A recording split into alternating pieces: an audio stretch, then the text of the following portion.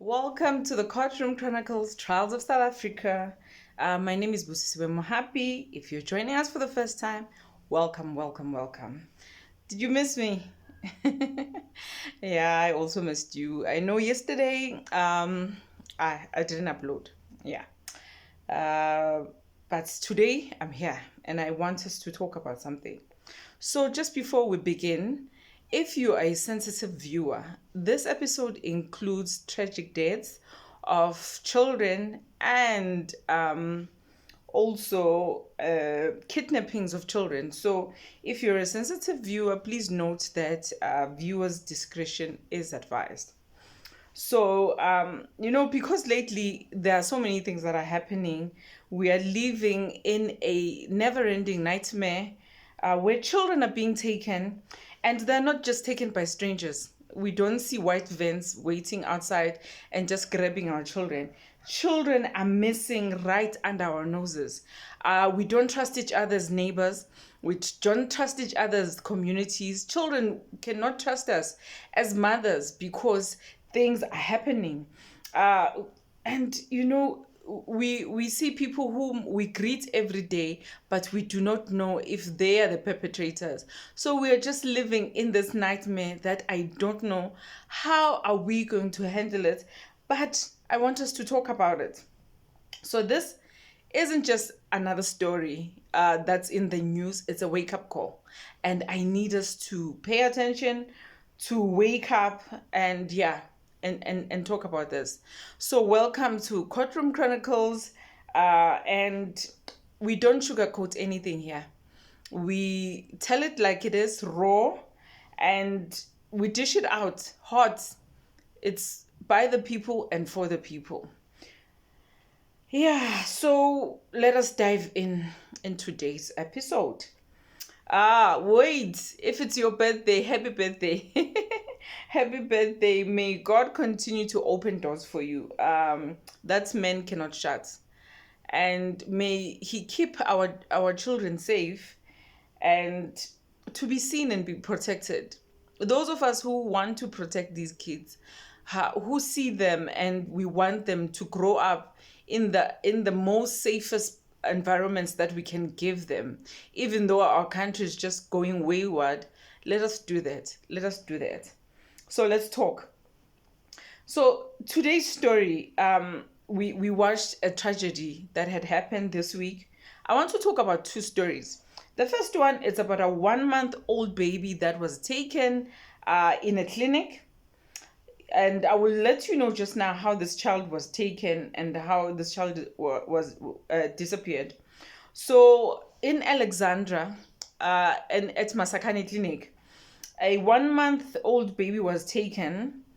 And we're also going to talk about an 11-year-old boy that was found dead inside a complex. Those are the two stories that we are going to talk about. So how does a child disappear in a secured complex, in an area with guards, security guards, a gate, and neighbors are on every floor? So we want to unpack this and just find out what the hell happened. So it starts in Alexandra this Monday. Yes, today it's Thursday. I'm talking about something that happened this Monday where a mother went to the clinic. I'm thinking maybe for a routine checkup. I've worked in the clinic with babies and children, so I know that now and then you take them for their vaccines and all checkups and all of that. So maybe she went, the child was sick, or for vaccination, we are not sure. But we know for sure that the mother went to the clinic. And as she needed to use the bathroom, and as she was queuing in the line with other ladies, one lady says to her, listen to this, innocently so. One lady says to her, children are not allowed in the bathroom. You can't take your child in there. And this mother, gullible as she was, and says, okay, can you please hold the child while I quickly go inside? And then she goes to the bathroom, does what she needed to do. When she comes back, the child has disappeared with the lady that she had given the child to. So the baby is gone. The lady is gone. Now you can imagine the family, the lady the screams, the chaos, everything that had happened there. I'm thinking some people, like, maybe you are also thinking it right now as I'm telling you, who does that? How can you do that? But it just shows that in places that you won't think that your child would disappear or something would happen to them, because you're giving this child to a lady in a queue, there are people there, you're not thinking much. So I need us to be self-aware and be awakened. And there's this thing where we lie to ourselves. When someone tells us how they were scammed, when someone tells us how they lost their car or what happened to them, then we say, you were careless. How could you let that happen to you? But I'm saying, never say never. Unless you were self-aware and with other things, or you've heard of a story like that happening. But it's not everyone who's self-aware. People are gullible out there. So I need us to talk about this. But the good news is they found the 1 month baby at a police station, and a teenager was arrested. 17-year-old girl was arrested because the child was dropped off later at Senton police station.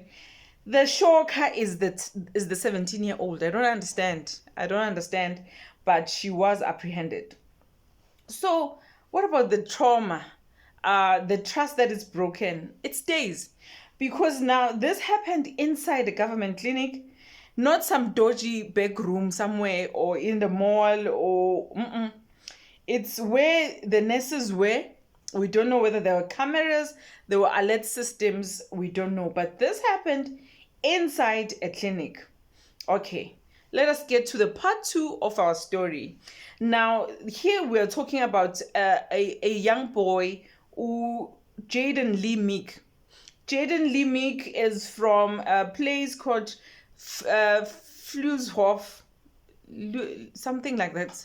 Yeah, I've forgotten. Sorry about that.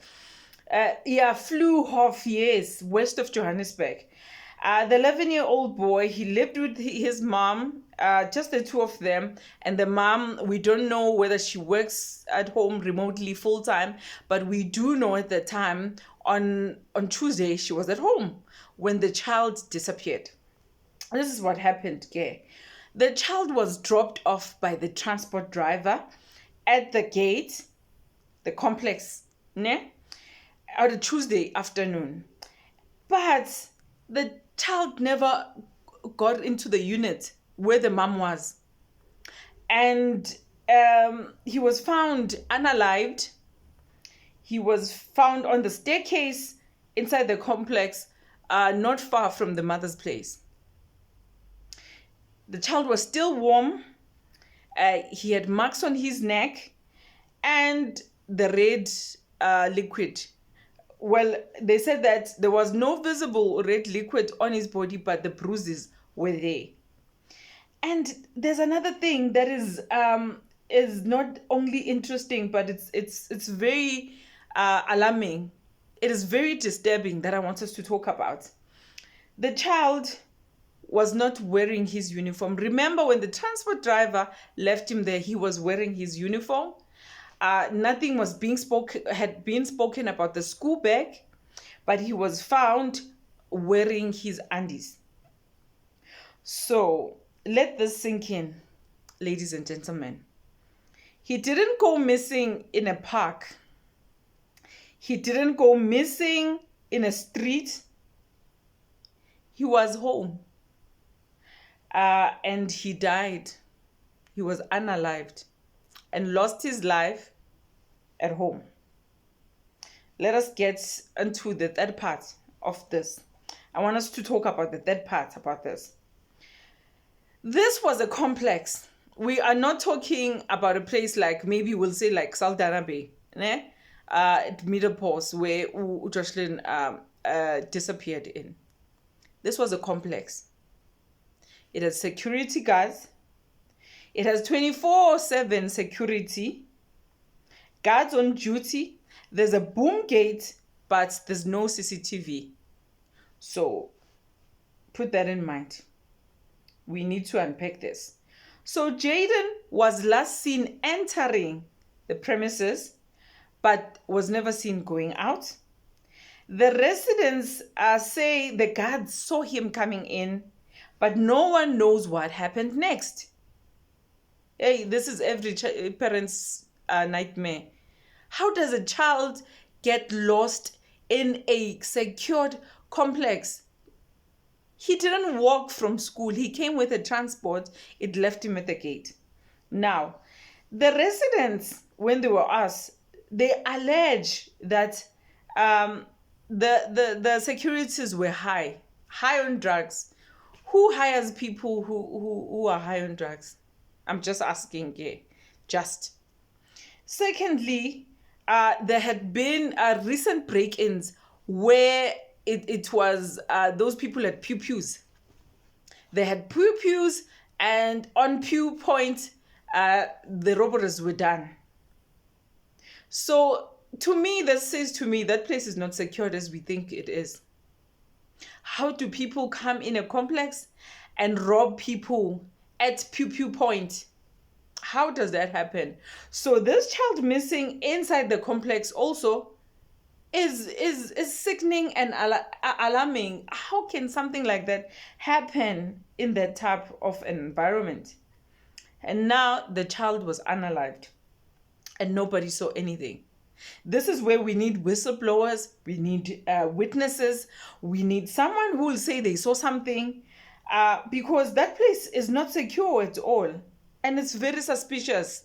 It is very suspicious. Now, the community is demanding that every unit must be searched, every floor, every room, because the killer, they are thinking that the killer lives there.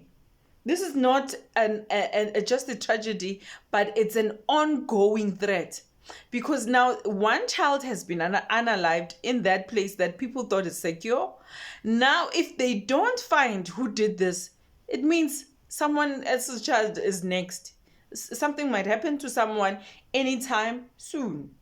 So now, although the community has demanded this, but says the police didn't do that. And now, let us see how the police are handling this thing. So I will have to explain it in a 5-year-old style that we always do. So there are two things that one of the police had said while he was being interviewed. He said they don't know how this child has been unalived. So an inquest docket will be opened. So this is what happened here. They start with the post-mortem reports, the forensic evidence, and witnesses' statements. So that's what they're going to do. We call that an inquest docket. Now, if they found clues and it points to a person, they will see that the death is a crime. Then they will open a murder docket. What does a murder docket mean? It means this was not natural. Somebody did this. So in Jayden's case, both dockets have been opened, both of them. And this means that there's suspicion, and that's a big deal. And then let us get to the fifth part of our video. Here's a twist. So Jayden was found not wearing his school uniform. You must remember that. He was supposed to go to school, but the clothes tell a different story. Now, some people saw him coming in, the security guards, but no one saw him go out. Man. There's a lot of confusing things, man. You say this child went in. You don't demand that the community care itself goes inside the houses and look for this child. Okay, you were not sure. Now the child has been found, and it is known that the child didn't leave the premises. The body of the child was found while it was still warm. So the child was missing from the previous afternoon to the next day, was found in the morning, unalived, the body still warm, meaning that the child was not outside in a field or outside in the complex. It was inside. Where was this child? So it makes everything to be even more urgent because now we don't know who hurt this child, and we don't know what has happened before. Does someone that he knows lure him and said, come here, my boy, I want to send you something, or I want you to do something? Because he had not even gone into the mother's. It was one thing maybe if they said he came in, he left his school bag and went out quickly and said, Mom, I'm coming. He didn't even make it to his unit. So was he targeted? That's the question that we're asking ourselves. And the bigger issue here is that when home isn't safe, homes are not safe for children. Children are not safe from their mothers. Children are not safe from uncles and neighbors, people that they should feel safe with. Children are not safe. Let's be honest. We don't just have a crime problem. It's not a crime problem. We have a trust problem. We don't trust each other, and kids should definitely not trust us. And it's sad for the other people who care about kids, who love kids, who love working with kids, who want to see kids being happy. Because now, who do you trust? What do you teach your children? That's the problem that we have. We trust the clinic, we trust the complex, we trust guards. But when children go missing and they are unalived inside trusted spaces, who is being held accountable? It's a problem. It really is a problem. So what families need to do is to be proactive. We need to be proactive as families. Teach our children that if something feels wrong, it probably is. In complexes, get to know your neighbors. And we live in places where your business is your business, and we don't care. And ask if there's CCTV and who's really on duty, so that maybe we will ask the right questions to the right people. And let's not assume that our spaces are safe because there's a wall around it. Walls can't raise alarms, but people do. So we are hoping that someone will say something, who saw something. And for now, I leave you with this. What does justice look like when the system failed the child inside his own home? What happens when the security we pay becomes part of the danger? Because we heard that they do, So what do we do? And what will it take for South Africa to actually protect its children? Not just hashtags and the videos that we are doing, like working systems, working cameras, and working accountability. This is what we need. So with that being said, I'm Busisiwe Mohapi, and this was Courtroom Chronicles, where we just tell stories about crime, but we ask uncomfortable questions. And if you want to hear more or like that, hit that notification button, subscribe, like, share, and yes, keep on watching. And that's the questions that I've left you with. Do you trust your home security? Would you allow your complex to be searched if a child was unalived inside? Because that's what we heard, that some people were uncooperative. They didn't want their places to be searched. So let's stay aware, let's stay vocal, and let's keep our receipts. Until next time, God bless. See you on the next one.